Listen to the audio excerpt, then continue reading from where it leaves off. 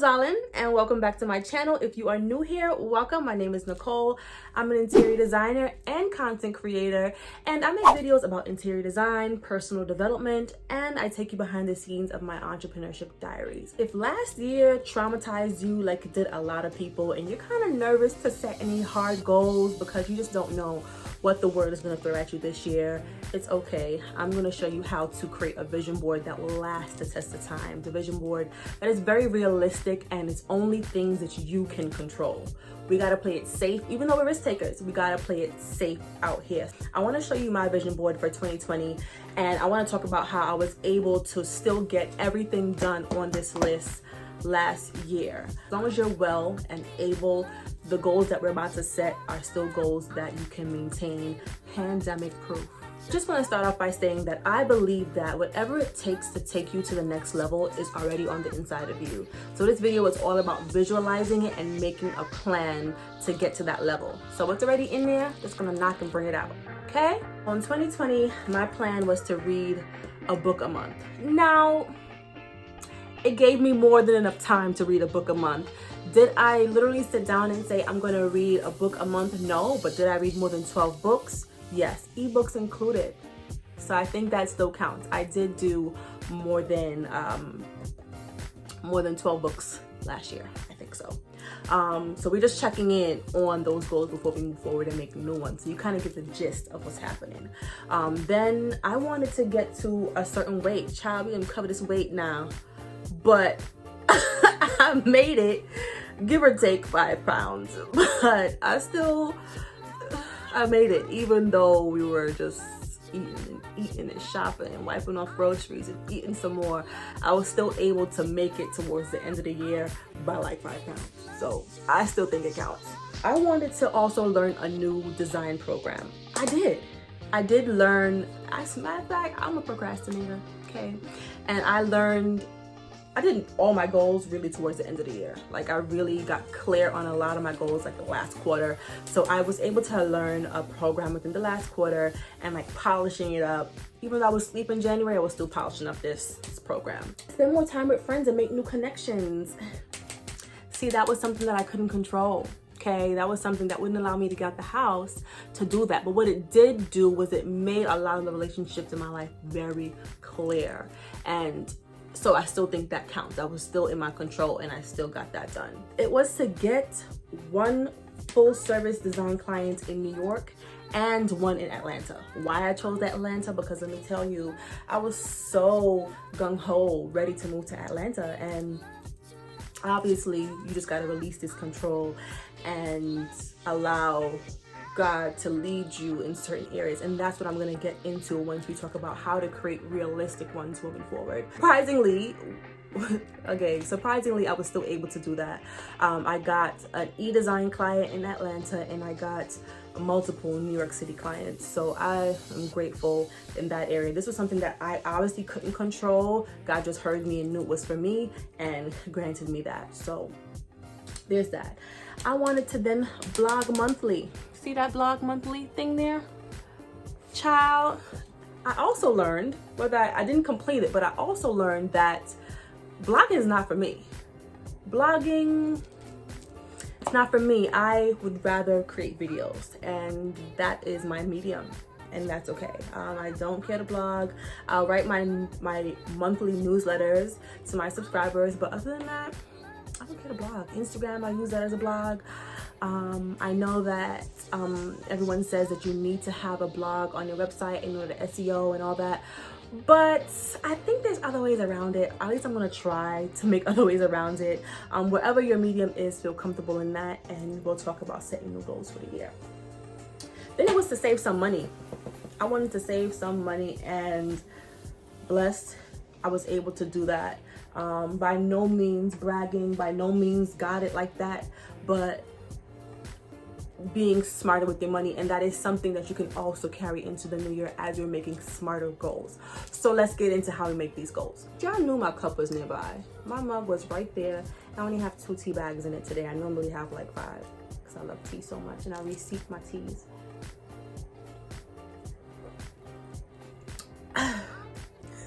So I know it's February, but it's not too late to still create goals, reinvent yourself as often as you need to. So the trick that I found to making vision boards that actually work is to create categories, and in each category you have one goal. And I only say one goal within each category is because you don't want to overwhelm yourself. We're human, and if you set too many goals at once, it can just kind of flop. So just to make sure that you have something that you can control, create 5 categories and one goal within each category. So the first category is health and wellness. So within health and wellness, I realized that personally, I need to make time every day, 1 hour every day, 365 for myself. And for me, that's been happening in the morning. So I get up, child, I'm a morning person, but getting up at my normal time pre-pandemic, 5 a.m. just don't work for me no more. So I am currently like a 7 a.m. kind of girl, and that's okay because I am able to craft my day around that. So get up, whatever it is, an hour that I have for myself. I have picked up yoga that helps me move my body, helps me stretch my body, and I think that's what also helped me get to my fitness goals, was just practicing some sort of mindfulness every day. So check in with myself. How you feeling today, sis? You all right? We cool? Keep it moving. We good? Before anyone else gets to tell me how I feel, I want to check in with myself and make sure that I'm okay. I picked up yoga. That's totally something that I can control, whether it's morning or night, whatever works for you. And just taking time for myself. There was a time that I journaled a lot in the mornings. Sometimes I just don't have anything to say in my journal. I did find that, like, after a while of me just like writing out my thoughts, I'm like, I don't have anything to say today. I don't feel like writing today. So I'm just going to just sit and allow myself to just be still in a moment, and whatever comes to me comes. I think through those thoughts and move on for the day. But moving my body has definitely been it. So yeah, health and wellness. Oh, and I guess health and wellness also goes into my eating habits. I want to start to develop a healthier relationship with food, where I am eating to make myself feel good, and not like eating my cravings, but like eating well. I know that if I eat a bowl of pasta, I feel heavy and sluggish. So if I eat greens, and I'm afraid to say plant-based, because if I see me eating a cookie, I thought you were plant-based. Plant-based just means having a plate packed with plants more than anything else. So that's actually what I really want to do, is to eat more vegetables and just have a diet that allows me to feel good. And if I want that cookie, eat the cookie. Like, if you want to eat the cake, eat the cake. Don't eat the whole cake. Have a slice today, maybe a slice the next day or 3 days later, but have a healthier relationship with food is a part of my wellness goals. So the second category will be spiritual. And I know I talked about spiritual life within the health and wellness, but I do feel like it deserves its own separate category. So just to clarify, health and wellness just means to have an overall perception of your body and how you feel in any given moment, and that goes through a list of things that you can do to have that. So the spiritual life means to also tap into that more. I just really felt like the spiritual life just needed its own separate category for me. So yeah, I think my health and wellness has a lot to do with my fitness, and fitness also gets up to do mindfulness. But spiritual life, praying more. I've been praying a lot more. I did mention that I'm very spiritual, and I do believe that we're all self-healers, and whatever we need is already in us, because we are powerful and we're amazing, and we just need to tap into those things. So I want to eliminate things that don't allow me to tap into that side of myself, and yeah, to spend a lot more time in prayer. And when you see me talking to myself, I'm not having a business meeting. I'm usually talking to God. And yeah. Third category would be business and financial. Business, I feel like when you're attracting the right clients that you want, that's a very strategic thing that you have to do. And that's like a whole nother like series in itself. But as far as like business and financial, if you have a job or you have money coming in at any time, the way you handle your money is completely within your control. So yeah, doing better with savings and the back end of how your money works for you, I think it's something that you can control. So if you want to have this amount of money, you can take X amount of steps to have that amount of money. And if you are in a position where you can't make more money, you can work with what you have the right way. Okay, so yeah, that's one of my goals, is to save more money this year. My fourth goal will be family and friends. I want to be more present for those that matter.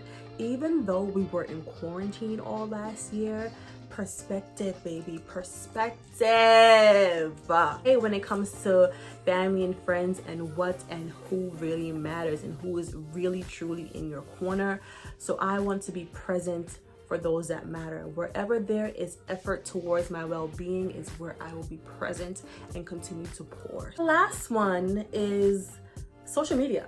So social media, I want to build a community. That is my goal here on social media, is to build myself a community of like-minded people. And that's why I began to share the back end of my business and how I work with that. I began to share things that I don't see online very often and things that I wanted to know, like my LLC video. I had no one that looked like me to show me or to tell me their experience with their LLC, because I didn't know many people that have done it before.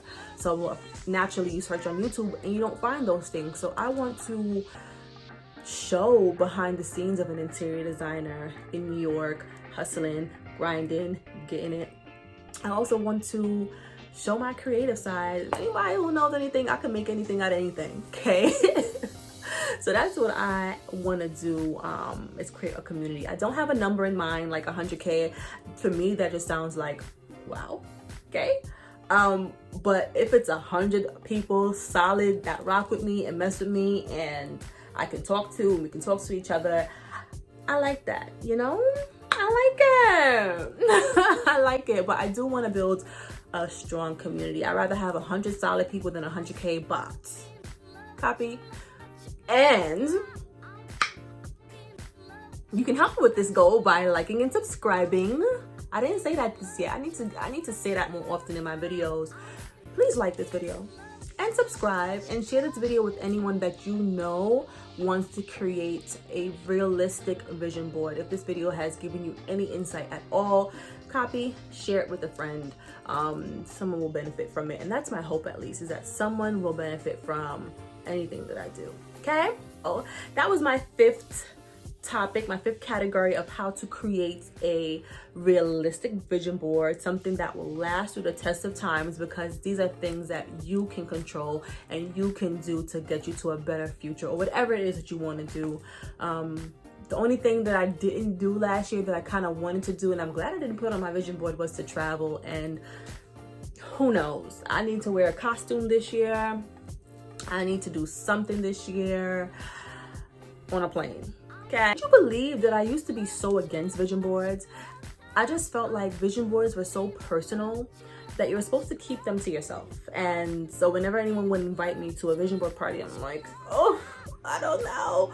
Just because I felt like these things were like supposed to just stay to you. And I guess I was just really protective over my goals and the things that I saw for myself, which I still am. But I feel like once you make realistic things that are like out of your control, I don't know, I was just really, really protective over it. But now that I have figured out a way to do things that I can control and I know will make me better, like waking up early, that will lead me to having better days, lead me to building better relationships. So like tangible things, now I'm a lot better, and now I can go to anybody vision board party, so invite me. And I'm comfortable sharing it on the internet. So remember that resilience is in you. You got this. Happy creating, happy visualizing. Leave me a comment if you enjoyed this video, and let me know some things that you want to do this year. Don't be shy like I was. Don't be shy. Tell me it's safe here. Okay? Have a great, great day, guys, and inhale confidence, exhale doubt, all that good stuff. I will talk to you in my next video.